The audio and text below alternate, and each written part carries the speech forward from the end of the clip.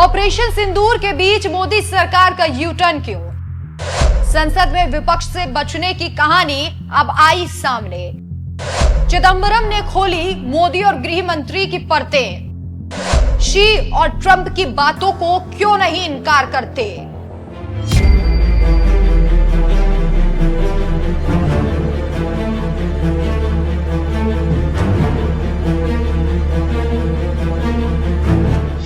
नमस्कार, मैं हूं आपके साथ राखी लांबा और आप देख रहे हैं न्यूज एक्सप्रेस। मोदी सरकार का ये तीसरा कार्यकाल है, लेकिन सत्ता में वापसी के महज एक साल होते होते हालात ऐसे हो गए हैं कि राजनीतिक गलियारों में लोग कहने लगे हैं मोदी सरकार की तेरही हो गई है। हर मोर्चे पर सरकार घुटनों पर है, विपक्ष के सवालों के आगे झुकी पड़ी है और इसका सबसे ताजा सबूत है ऑपरेशन सिंदूर, जहां सरकार को संसद में यू टर्न तक लेना पड़ा। कहने को ये मोदी का तीसरा और सबसे मजबूत कार्यकाल है, लेकिन इस बार ना मोदी की चाल चल रही है और ना ही शाह की रणनीति। विपक्ष संसद में हर मुद्दे पर हावी है। किसान आंदोलन, वक्फ कानून, मीडिया की आजादी, कई बिल तो सरकार पेश करने की हिम्मत तक नहीं जुटा पाई। और अब ऑपरेशन सिंदूर, एक ऐसा मुद्दा है जिसे मोदी सरकार ने निर्णायक जीत का तमगा दिया, लेकिन सच्चाई संसद की बहस में खुल गई। सरकार कहती रही कि भारत ने सीमा पर निर्णायक जीत हासिल की है। ऑपरेशन सिंदूर इतिहास का सबसे बड़ा सैन्य अभियान था, लेकिन हकीकत यह है कि जब सेना मजबूत स्थिति में थी, तभी सरकार ने अचानक हस्तक्षेप कर अभियान रोक दिया।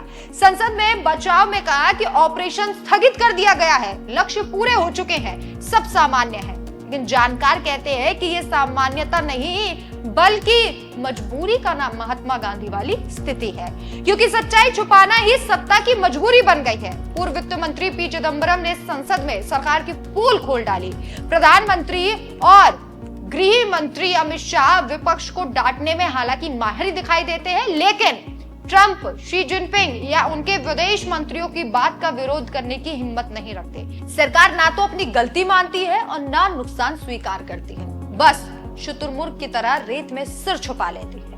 यह हमला सिर्फ शब्दों का नहीं, बल्कि मोदी सरकार की डिप्लोमेटिक फेलियर और रक्षा नीति की कमजोरी को उजागर करता है। मोदी सरकार विपक्ष के लिए तलवार बनकर चलती है, लेकिन विदेशी नेताओं के सामने चुप्पी साध लेती है। ट्रंप के तीखे बयानों पर कोई कड़ा जवाब नहीं। चीन से सीमा विवाद पर मोदी का कोई नहीं घुसा, ना कोई घुसा हुआ वाला बयान। रूस के साथ संबंधों में ठंडापन, कहने को विश्व गुरु, लेकिन विदेश नीति रसातल में। याद कीजिए साल 2010 का वक्त, यूपीए सरकार, कोयला घोटाला, महंगाई, आतंकी हमले, हर मुद्दे पर सरकार संसद में बैकफुट पर। आज वही तस्वीर मोदी सरकार के तीसरे कार्यकाल में दिखाई दे रही है। विपक्ष एकजुट, सरकार हर बिल पर घुटनों पर, संसद में यू टर्न।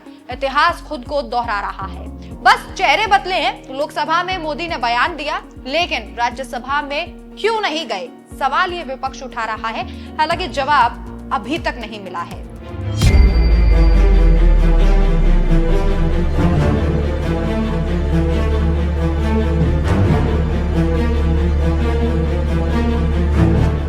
राजनीतिक विश्लेषक कहते हैं कि मोदी की खामोशी डर का संकेत है। उन्हें पता है कि बहस में सवाल उठेंगे, जवाब नहीं होंगे, इसलिए राज्यसभा से दूरी बना ली जाए। ऑपरेशन सिंदूर सिर्फ सैन्य अभियान का मामला नहीं, यह सरकार की राजनीतिक की साख का सवाल है। सेना का मनोबल गिरा, जनता को आधा सच बताया गया, विपक्ष को बैठे बिठाए मुद्दा मिला। विशेषज्ञ कहते हैं कि अगर यही रफ्तार रही तो साल 2029 का रास्ता मोदी के लिए आसान नहीं है। तीसरे कार्यकाल की शुरुआत ही डगमग है। कभी कहा जाता था मोदी मतलब गारंटी, लेकिन अब लगता है कि मोदी मतलब यू टर्न। तीसरे कार्यकाल में सरकार को संभलने का वक्त भी नहीं मिला और अब संसद में जो तस्वीर दिखाई दे रही है वो ये बताती है कि मोदी सरकार का सफर एक साल में ही तेरही की तरफ बढ़ दिया है। और इसके साथ ही बीजेपी के अंदर भी मोदी का वर्चस्व कम होने लगा, क्योंकि मोदी अपने आप को भगवान घोषित कर बैठे हैं। लेकिन जैसे ही आरएसएस ने मोदी पर हमला किया, मोदी को अपने बयान से पीछे हटना पड़ा। 1.5 साल हो गए हैं, लेकिन अभी तक बीजेपी को अध्यक्ष नहीं मिला। मोहन भागवत और मोदी आपस में इस बात को लेकर टकरा जाते हैं। जिस नाम पर भागवत राजी होते हैं, उस नाम पर मोदी सहमत नहीं। इसके साथ ही भागवत कह चुके हैं कि 75 यानी कि 75 साल की उम्र के बाद लोगों को रास्ता देना चाहिए। इस बात को लेकर देश में तूफान आया हुआ है और सब पूछ रहे हैं कि अगले महीने सितंबर में क्या पीएम मोदी रिटायर हो जाएंगे, और अगर नहीं तो क्या करेगा आरएसएस। तो आप समझ सकते हैं कि साल 2014-19 के बाद 2024 मोदी के लिए एक भयानक सपना लेकर आया है। अब देखना होगा कि हमेशा देश को चौंकाने वाले मोदी आखिर क्या करते हैं। इस खबर पर आप अपनी राय हमें कमेंट करके जरूर बताइएगा। नमस्कार।